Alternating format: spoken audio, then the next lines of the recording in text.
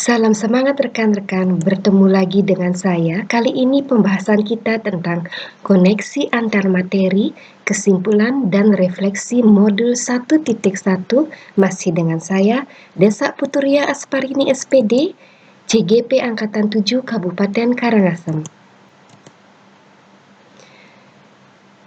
Sebelum mempelajari modul 1.1, apa yang saya pikirkan sebagai seorang guru? Yang pertama adalah guru hanya mentransfer ilmu. Hal ini akan membuat siswa bosan karena guru biasanya di sini yang saya lakukan adalah memberikan materi-materi kepada siswa dengan cara menjelaskan juga memberikan mereka catatan. Ya, di sini terlihat siswa menjadi bosan dalam pembelajaran. Kemudian guru yang menentukan di dalam pembelajaran. Hal ini membuat siswa menjadi kurang kreatif. Kemudian saya belum bisa menciptakan suasana yang menyenangkan di kelas. Hal ini mengakibatkan siswa menjadi ribut di kelas, bahkan tidak jarang siswa mengobrol pada saat pembelajaran. Kemudian saya masih berfokus pada nilai. Hal ini menyebabkan siswa merasa dituntut, di mana saya lebih memfokuskan agar siswa dapat mencapai nilai yang diinginkan. Kemudian, saya kurang menekankan perihal karakter baik siswa dalam pembelajaran. Misalnya saja kurangnya budi pekerti siswa saat ini. Bisa dilihat ketika dilakukan gotong royong, ada siswa yang tidak bersimpati dan tidak mau menolong rekannya dalam bekerja atau tidak mau bersama-sama melakukan gotong royong.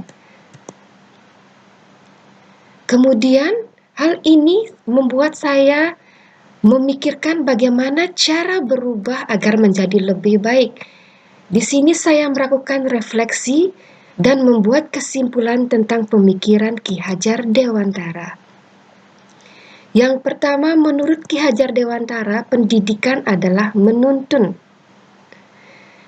Di sini tujuan pendidikan, pendidik adalah sebagai penuntun atau menuntun segala kekuatan kodrat yang ada pada anak agar mereka dapat mencapai keselamatan dan kebahagiaan yang setinggi-tingginya baik sebagai manusia maupun anggota masyarakat.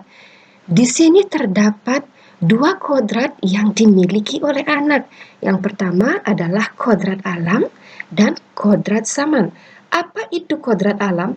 Kodrat alam adalah kodrat yang ada pada anak yang merupakan sifat dan bentuk lingkungan di mana anak itu berada.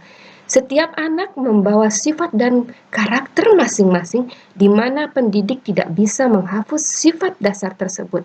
Peran seorang pendidik di sini adalah untuk menuntun agar anak dapat memperbaiki lakunya agar muncul sifat-sifat baiknya. Kemudian kodrat zaman. Kodrat zaman ini berhubungan dengan isi dan irama, di mana terjadinya perubahan dari waktu ke waktu, di mana anak harus memiliki keterampilan agar bisa hidup berkarya dan menyesuaikan diri, di mana peran pendidik adalah menuntun agar anak mampu tumbuh baik sesuai dengan zaman dengan tetap mempertahankan agar kebudayaan yang telah ada.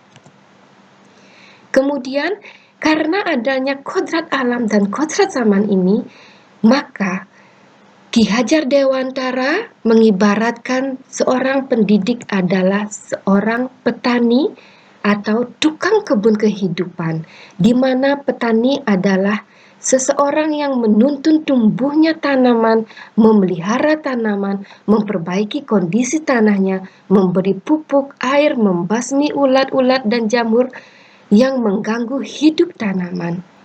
Di sini peran seorang pendidik adalah memberikan stimulus yang baik untuk siswa hingga menuntun untuk memaksimalkan potensi yang dimiliki, dan tentunya potensi anak ini berbeda-beda. Kemudian, Untuk menuntun anak ini, maka diperlukan adanya pendidikan atau pembelajaran yang berpusat kepada siswa. Di sini menurut semboyan Ki Hajar Dewantara, yaitu Ingarsu Sungtolodo, di mana seorang pendidik jika berada di depan, ia menjadi seorang teladan, di mana pendidik atau guru harus menjadi seseorang yang mampu digugu dan ditiru oleh anak didiknya. Ing Madyo Mangun Karso atau pendidik berada di tengah, di mana pendidik membangun semangat siswa agar siswa bisa berkreativitas dengan maksimal. Kemudian Tuturi Handayani, yaitu jika di belakang seorang pendidik selalu memberikan dorongan dan motivasi agar anak mampu berkembang dengan maksimal. Ya, di sini dijelaskan bahwa seorang guru harus menjadi teladan, dapat membangun semangat dan juga memberikan dorongan dan motivasi kepada siswa. Hal ini akan berlanjut kepada pentingnya pendidikan budi pekerti, di mana budi pekerti adalah perpaduan antara cipta atau kognitif, karsa atau afektif, sehingga akan menjadi suatu karya atau psikomotor, di mana budi adalah pikiran, perasaan, kehendak, atau kemauan, dan pekerti adalah tenaga, di mana tujuan pendidikan budi pekerti adalah untuk mengembangkan nilai sikap dan perilaku siswa yang luhur. Dari semua yang telah dipaparkan di depan, maka akan muncul sebuah gagasan, yaitu merdeka belajar. Di mana dalam merdeka belajar ini, pendidikan adalah memanusiakan manusia, sehingga harus memerdekakan manusia dan segala aspek kehidupan, baik secara fisik, mental, jasmani, dan rohani. Di mana siswa dan guru merdeka belajar yang berkolaborasi bersama menggali dan mengembangkan potensi siswa dan mengakomodasi karakter siswa. Di sini saya mengalami perubahan pemikiran setelah mempelajari modul ini. Di antaranya saya menyadari bahwa pendidik adalah seorang penuntun, kemudian siswa adalah pusat dari sebuah pembelajaran. Kemudian seorang pendidik harus mampu menciptakan pembelajaran yang menyenangkan. Kemudian seorang pendidik harus mengutamakan proses dari sebuah pembelajaran, bukan nilai akhir atau nilai yang berupa angka yang didapatkan oleh siswa. Kemudian seorang pendidik perlu melakukan pembiasaan diri yang positif di dalam pembelajaran maupun di dalam sebagai seorang individu, dan membiasakan siswa untuk melakukan pembiasaan diri positif juga. Dan seorang pendidik harus memiliki karakter yang baik, karena dalam pendidikan juga akan dilakukan pendidikan karakter dan budi pekerti yang sangat penting dan harus dipelajari oleh anak didik. Kemudian apa yang saya lakukan agar kelas mencerminkan pemikiran Ki Hajar Dewantara? Yang pertama, saya akan mengidentifikasi siswa, mengidentifikasi segala kebutuhan siswa, baik itu karakteristik siswa, kemudian kodrat zaman yang dimiliki siswa, gaya belajar siswa, kemampuan dasar siswa, dan juga lingkungan siswa berada. Kemudian saya akan mempersiapkan rencana pembelajaran agar sebuah pembelajaran yang saya lakukan agar berjalan dengan menyenangkan dan tentu saja berpihak kepada siswa. Di sini saya mempersiapkan rencana pembelajaran tentunya juga bersama rekan-rekan saya. Kemudian menjadi guru yang mampu menjadi contoh. Kemudian menjadikan siswa sebagai pusat pembelajaran.